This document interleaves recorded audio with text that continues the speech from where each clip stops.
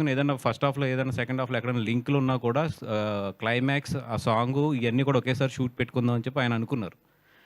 ఒక ఎడిటింగ్ అంటే 30, 35 days gap ఉంది. అండ్ మధ్యలో ఈ నా 5 డేట్లు కూడా ఉన్నాయి. ముందు ఆయన వర్క్ కూడా అవగొట్టాలి. సో, 30, 35 డేస్ గ్యాప్ ఉన్నప్పుడు బన్నీ గారు ఆయన ఫ్యామిలీతో ఎళ్ళడానికి ఈట్లికి ఆయన ఏదో కరెక్ట్‌గా లెక్కేసుకొని 1 మంత్‌లో వచ్చేటట్లు గీసుకున్నాడు ఆయన. దాన్ని అసల బీభత్సం చేసి యాహ్!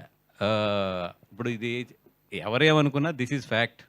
అండ్ సుకు అనే అతను బన్నీ గారికి గాని, నాకు గాని లైఫ్‌లో we have a special bonding. మేము అంటే అది ఒక చెప్పలేని ఎమోషన్ అంతే 'సుకు' అనేది. ఇంకో 6 నెలలు షూటింగ్ తీసినా బన్నీ గారు ఎళ్తారు అంతే అది. ఎందుకంటే 'పుష్ప' అనేది వాళ్ళిద్దరి లైఫ్‌లో ఏంటి, ఎంత రిమార్క్ అనేది వాళ్ళు దాని 'పుష్ప' అనే ప్రొడక్ట్ వాల్యూ తెలియకుండా ఇక్కడి వరకు రారు.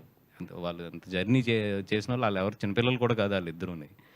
సో, ఏదైతే ఇది వస్తున్నాయో ఇయన్నీ కూడా జస్ట్ టు బీ ఫ్రాంక్ మీరందరూ కూడా ఫ్రెండ్స్ కాబట్టి చెప్తున్నాను గానీ, రాసుకోవడానికి ఈట్లికి బానే ఉంటది గానీ, బట్ ఇన్‌సైడ్ వాళ్ళిద్దరి మధ్యలో మాత్రం అసలు అట్లాంటిది లేదు.